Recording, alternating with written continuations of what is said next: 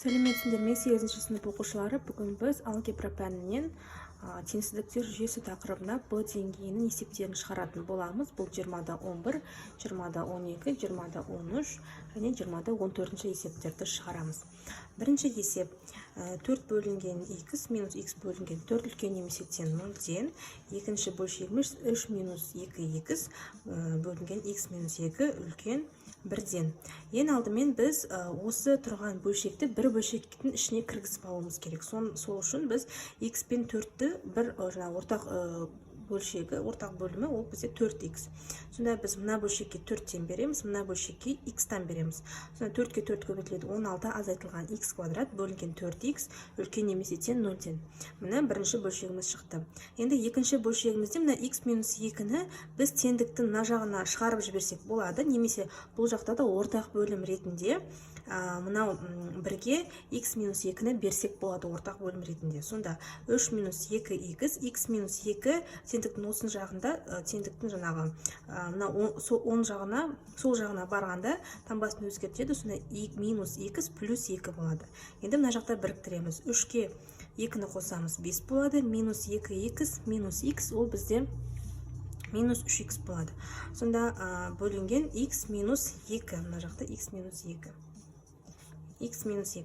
Енді сонда бізде бірінші бөлшегіміз 16 азайтылған x квадрат бөлінген 4x үлкен немесе тең 0-ден. Екінші бөлшегіміз 5 минус 3x бөлінген x минус 2 үлкен 0-ден. Енді бұл жақта әрқайсысын жеке 0-ге теңестіріп тауып аламыз. Яғни 16 минус x квадратты 0-ге теңестіреміз. Бұдан x-іміз тең плюс минус 4 болады.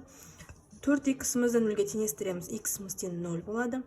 5 азайтылған 3x-ті 0-ге теңестіреміз, x-іміз тең 5 бөлінген 3 болады. Келесі x минус 2-ні 0-ге теңестіреміз, x-іміз тең болады 2-ге. Және де мына x-іміз тең болады 2-ге. Оқушылар, осы жерде назар аударатын жағдай бізде бөлшектің бөлімінен шыққан, яғни 0-ге теңестіргеннен кейінгі шыққан сан 0 және 2 шықты ғой. Осы 2 сан бізде осы координаталық жазықтықтағы жаңағы числовой ось па, соған сандары кіреді да, бірақ та бұлар осы сандарды жазамыз, бірақ та бұлар есептің жауабын жазғанда олар бізде кірмейді, яғни жай жақша ретінде қалады. Себебі бұл сандарды мына бөлшекке қоятын болсақ, бөлшегіміз бізде анықталмағандық бөлшек болып кетеді. Енді осыны жазып алғаннан кейін осы бірінші теңсіздіктегі шыққан сандарды бірінші жаңағы координаталық түзуге, екінші теңсіздіктен шыққан сандарды екінші координаталық теңсіздікке осыны координаталық жазықтыққа белгілеп аламыз. Мына жақта бізде не шықты? Минус 4, 0 және плюс 4. Бірінші осы немізден минус 4, 0 және 4 шықты. Екінші теңсіздігімізден бізде 5 бөлінген 3 және 2 деген сандарымыз шыққан еді. Енді таңбаларын анықтаймыз. Минус 4 пен 0-ның арасында бізде минус 2 деген саны бар. Минус 2-ні мына жаққа қоятын болсақ, плюс 4, 16-дан 4 азайтсақ 10 сан. 10 санды теріс санға бөлетін болсақ, таңбасы теріс. Яғни бізде плюс, минус, плюс, минус болады.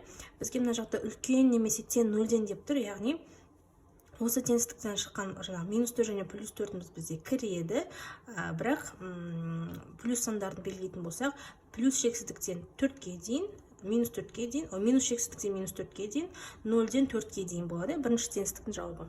Екінші теңсіздіктің жауабы дәл осылай таңбаларын анықтаймыз.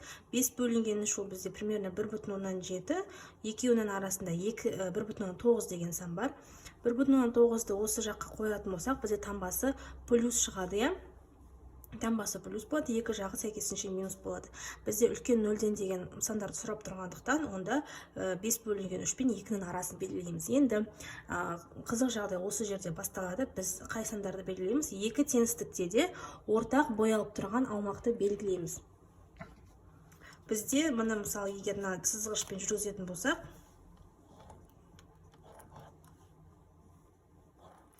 сызғышпен жүргізетін болсақ, екі жақта да боялып тұрған аумақ, ол 5 бөлінген 3 пен 2-ге дейінгі аумақ бізде екі жақта да боялып тұр. Сондықтан есептің жауабы 3-тен 5-тен 2-ге дейін болады.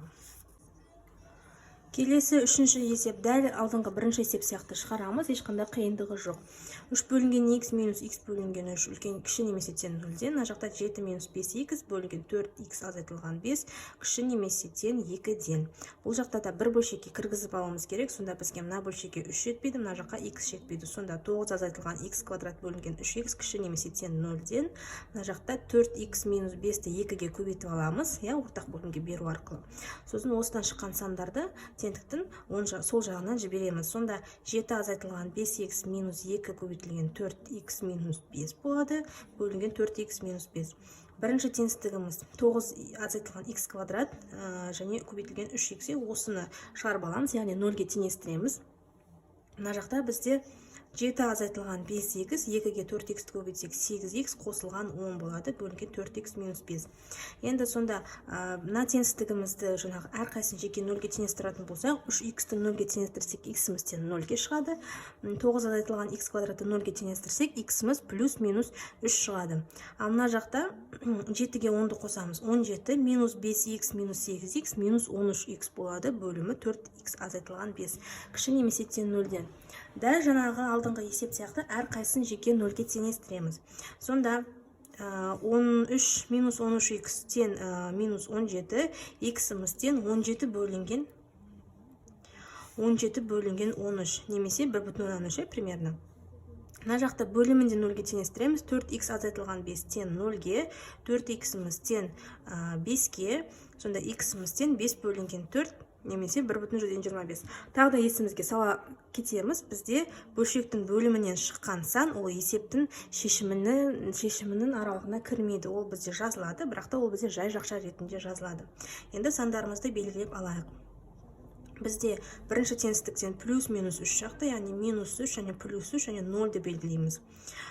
Енді екеуі бізде мына жақта тік жақша болу керек негізі. Бөлшектің екінші теңсіздігімізден бізде 17 бөлінген 13, ол бізде 1,3 және 1,125, яғни 5 бөлінген 4 және 17 бөлінген 13. Енді таңбаларын анықтаймыз.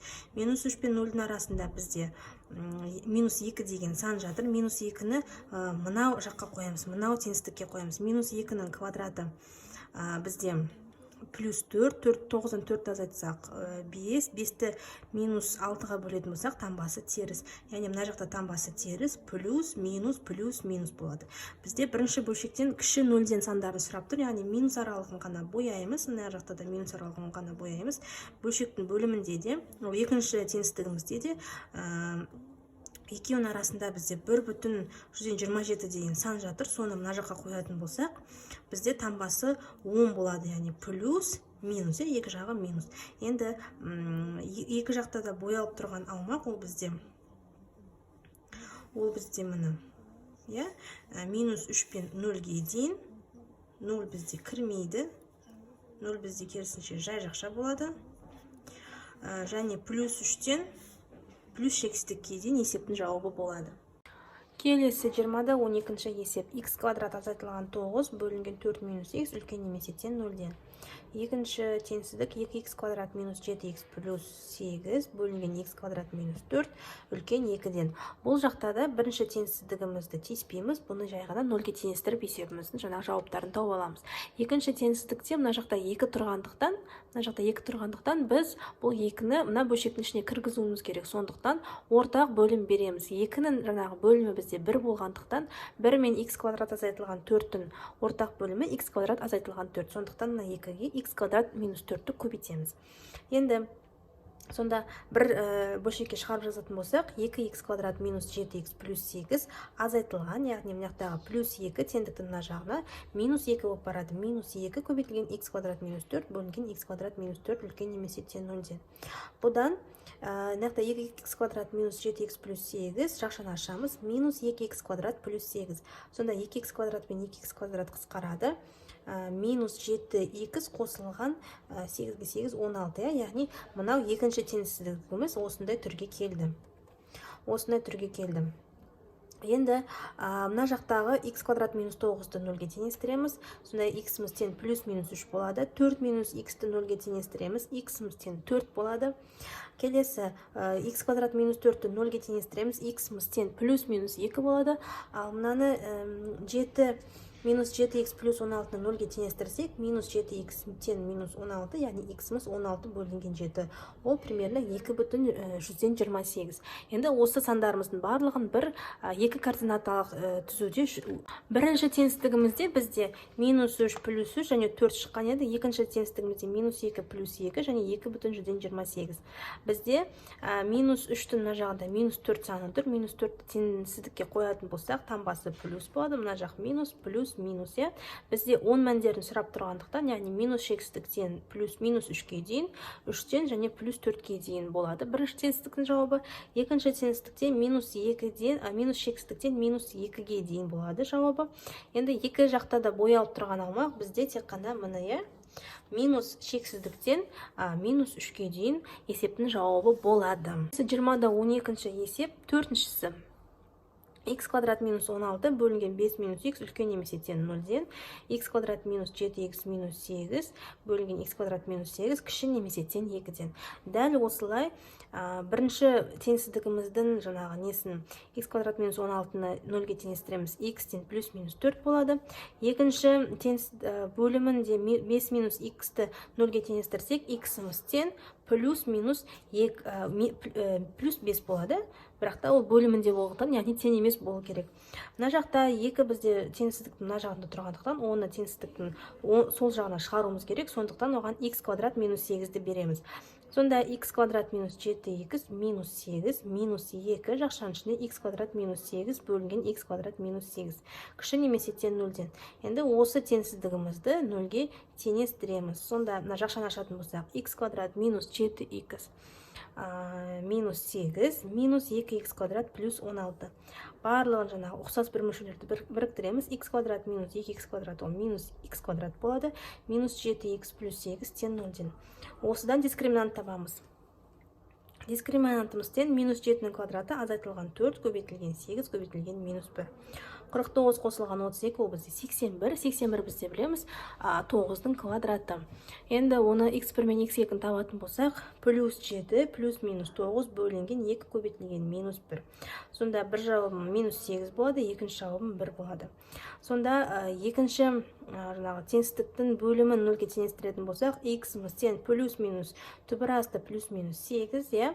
Ал 8 ол 4 пен 2-нің көбейтіндісі, 4-ті түбір астынан шығарсақ 2 болады. Сонда x-міз тең плюс минус 2 түбір асты 2 болады екен. Енді осыны координаталық түзуде көрсетеміз. Так, жоғары теңсіздігімізде минус 4 плюс 4 және 5 деген жауап болды. Төменгі теңсіздікте минус 8 минус түбір асты 2-ден 2 1 және 2 түбір асты 2 болды. Таңбаларын анықтаймыз. Минус 4 пен 4-дің арасында бізде 0 деген сан бар. 0 деген санды мына теңсіздікке қоятын болсақ, минус 16 минус, яғни бізде бұл жақта минус болып тұр. Екі жағы бізде плюс болып тұр. Екі жағы плюс болып тұр. Сонда екі жағы плюс болып тұр. Бізде 10 мәндерін сұрап тұр. Сонда минус шексіздіктен минус 4-ке дейін және 4-тен 5-ке дейін жауабы болады. Ал екінші теңсіздігімізде дәл осылай таңбаларын анықтаймыз. Минус 8 бен минус 2-нің арасында бізде минус 4 бар. Минус 4-ті мына теңдікіне әкеліп қоятын болса, өздеріңіз тексеріп қарайсыздар. Мына жақта таңбасы плюс болады. Минус, плюс және де ары қарай минус. Енді бізде екінші теңсіздігімізде кіші 0-ден деген сандарды сұрап тұрғандықтан, онда минус шексіздіктен минус 8-ге дейін және минус түбір асты 2 көбейтілген 2-ден плюс шексіздікке дейін жаңағы болып тұрады есептің жауабы, кіші 0-ден болғандықтан. Сонда екі жағында да боялып тұрған аумақ ол бізде минус шексіздіктен минус 8-ге дейін, 8 бізде кіреді, және де 4-тен 5-ге дейін есептің жауабы болады. Келесі 20-да 13-ші есеп. Біріншісі x квадрат минус 9 бөлінген 4 минус x кіші үлкен бірден. X квадрат минус 5x минус 4 бөлінген x квадрат минус 4 үлкен бірден. Бұл жақта да ортақ бөлімге беру арқылы шығарамыз. Ортақ бөлімге беріп, барлығын бір бөлшекке жазамыз. Сонда x квадрат минус 9 минус 4 азайтылған x бөлінген 4 минус x үлкен 0-ден.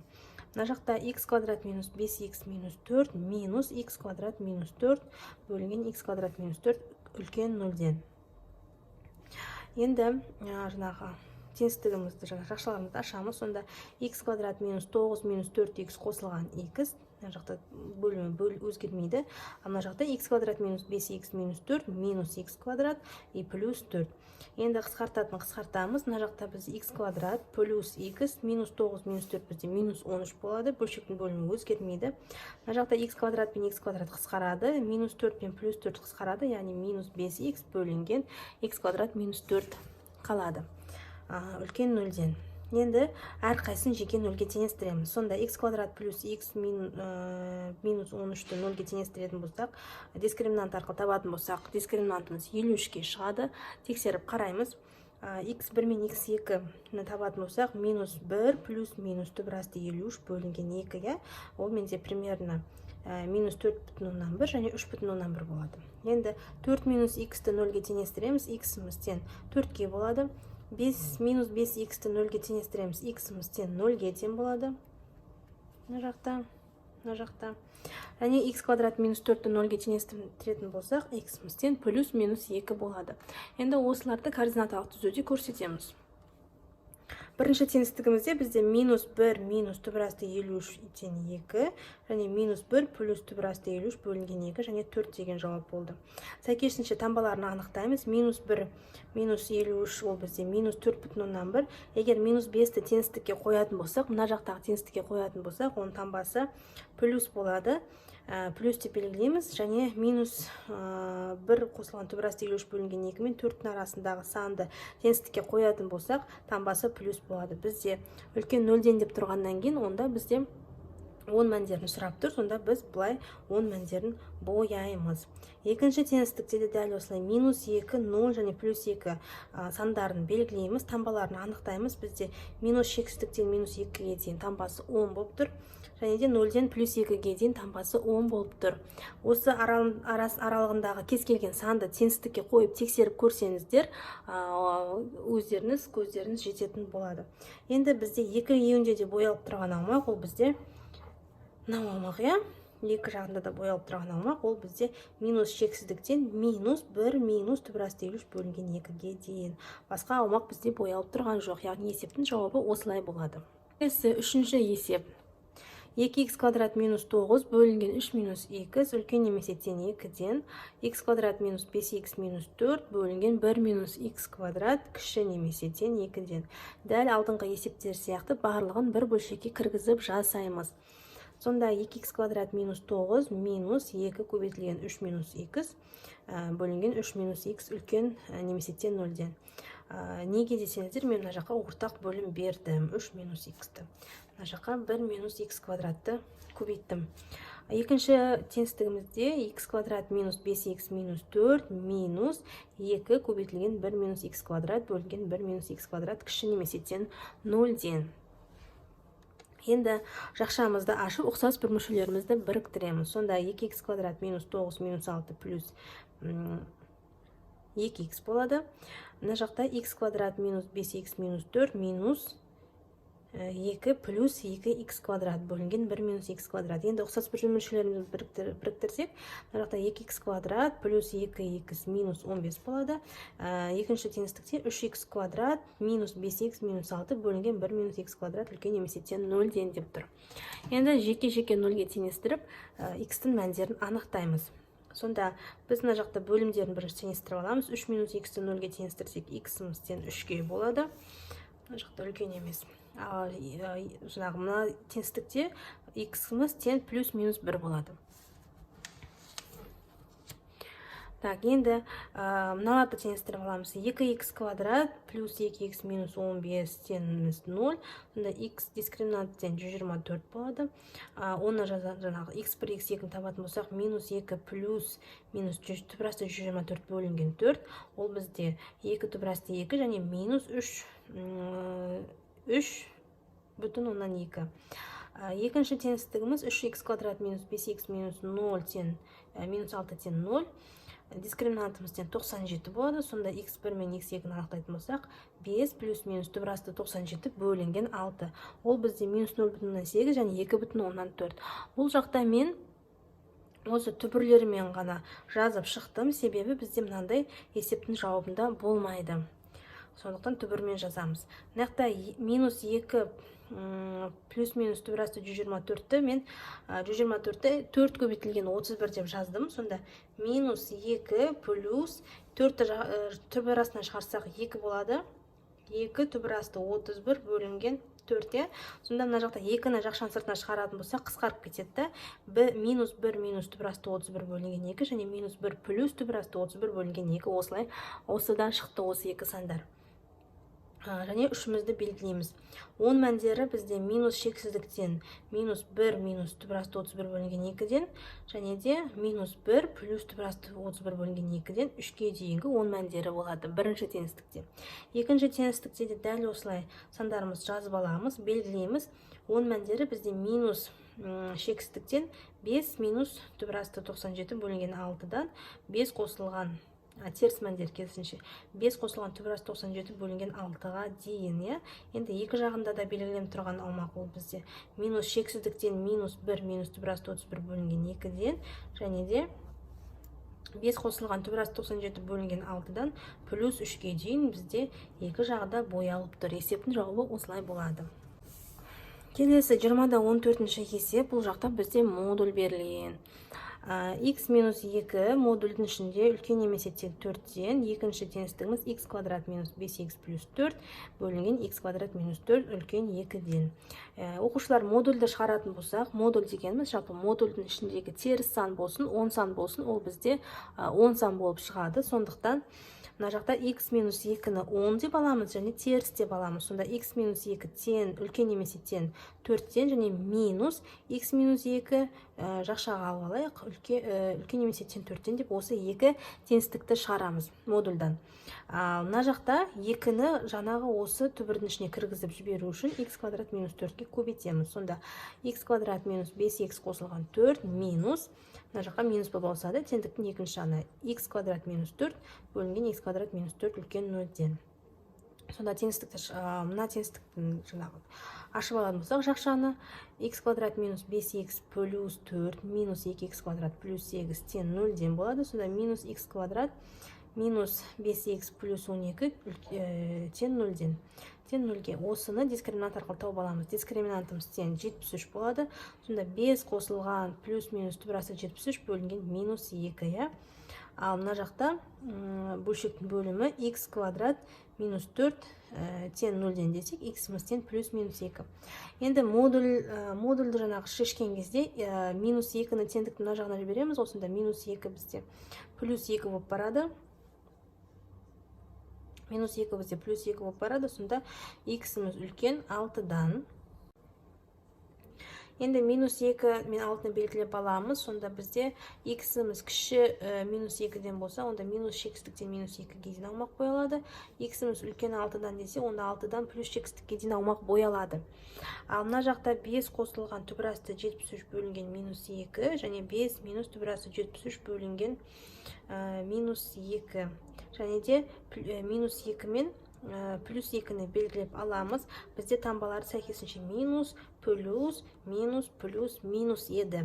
Бізде бұл жақта үлкен 0-ден деп тұрғандықтан, онда плюс мәндерін белгілейміз. Сонда минус 5-тен минус 2-ге дейін, 5 минус түбірасты 73 бөлінген 2-ден, минус 2-ден 2-ге дейін болады. Және де екі жақта да белгіленіп тұрған аумақ бізде осы болады. Минус 5-тен минус түбірасты 73 бөлінген 2-ден минус 2-ге дейін есептің жауабы болады. Келесі үшіншісі модульдің ішінде x қосылған 3 кіші немесе тең 6-дан x квадрат минус 7x плюс 8 бөлінген x квадрат минус 4 үлкен 1-ден. Жәнегі есеп сияқты біз не істейміз? Модульді жаңағы 10 мәндеп және теріс мәндеп алып екі есепті шығарамыз. Сонда x қосылған 3 кіші 6-дан минус x қосылған 3 кіші 6-дан дейміз. Енді мына жақтағы бұны сразу айта салайын. Сонда x-іміз x плюс 3 теңдіктің жағына минус 3 болып барады. Сонда 6-тан 3 азайтсақ 3 болады. Минус таңбасы 6-ны өзгеріп жүреді, минус 6 болады. Және де теңдік таңбасын тоже өзгеріп жүреді. Сонда үлкен болып қалады. X қосылған 3 үлкен минус 6-дан. Сонда x үлкен минус 6 минус 3, x-іміз үлкен минус 9-дан. Сразу белгілеп алатын болсақ, минус 9 плюс 3, яғни x-іміз минус 9-дан үлкен, бірақ x-іміз 3-тен кіші екен. Сонда минус 9-дан плюс 3-ке дейін осы есептің жауабы болады. Ал екінші теңсіздікпен біз не істейміз? X квадрат минус 4-ті бірге көбейтіп, теңдіктің мына бөлшектің ішіне кіргізіп жібереміз. Сонда x квадрат минус 7x плюс 8 минус x квадрат минус 4 бөлінген x квадрат минус 4. Енді жақшаны ашамыз. Сонда x квадрат минус 7x плюс 8 минус x квадрат плюс 4 үлкен тең 0-ге. Сонда x квадрат пен x квадрат қысқарып кетеді. Минус 7x 8-ге 4 қосылады 12. Бұдан минус 7x тен минус 12, x-імізден 12 бөлінген 7. Ал мына жақта x квадрат минус 4 бұл плюс минус 2 болып жазылады. Енді осылардың бәрін координаталық түзуде белгілейміз. Бірінші түзуімізді белгілеп қойдық, екіншімізді көрсетеміз. Сонда минус 2, 12 бөлінген 7 және плюс 2 таңбаларын анықтаймыз. Минус 2 мен 12 бөлінген 7 арасында мысалы 0 деген сан бар. 0 деген санды мына теңсіздікке қойып алып келеміз. Мына жақта жазылмаған. Осы теңсіздікке алып қоямыз.